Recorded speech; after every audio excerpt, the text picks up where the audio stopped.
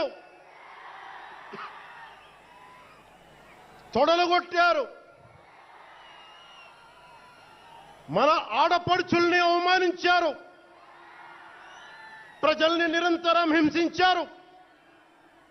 ఇదే న్యాయమని మన నాయకులు, మన జన సైనికులు, మన వీర మహిళలు అందరూ అడిగితే,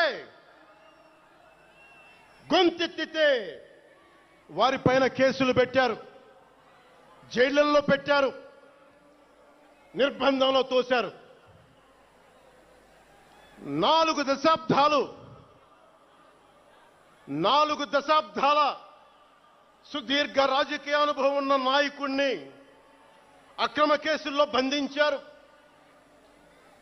వారి తెలుగుదేశం పార్టీ కార్యకర్తల్ని, సీనియర్ నాయకుల్ని రోడ్డు మీదకి రావాలంటే భయపడేలా చేశారు.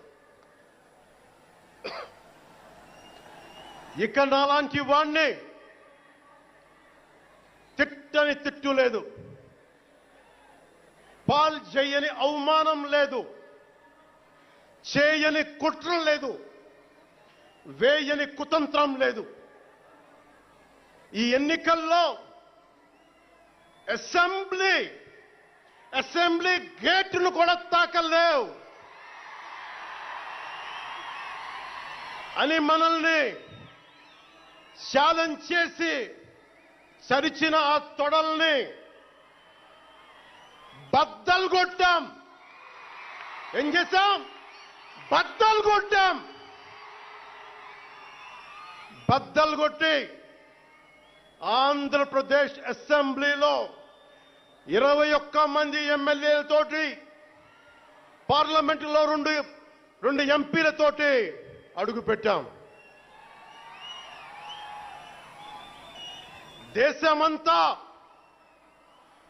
దేశమంతా తల తిప్పి తిరిగి చూసేలా 100% స్ట్రైక్ రేట్తో ఘన విజయం సాధించాం. ఎన్డీఏ కూటమి ప్రభుత్వాన్ని నిలబెట్టాం. ఈ రోజు జయకేతనం ఎగరేస్తున్నాం. జై జనసేన, జై జనసేన, జై జై జనసేన, జై.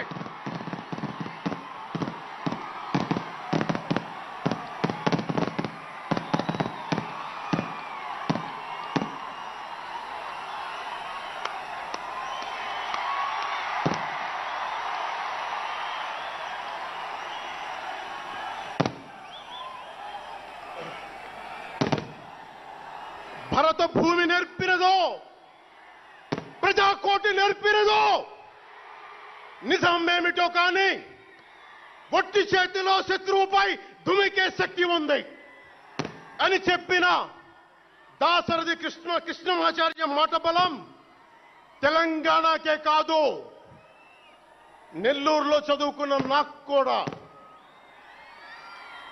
అందుకేనేమో అలా మన జనసేన జన్మస్థలం తెలంగాణ అయ్యింది, కర్మస్థలం ఆంధ్ర అయ్యింది.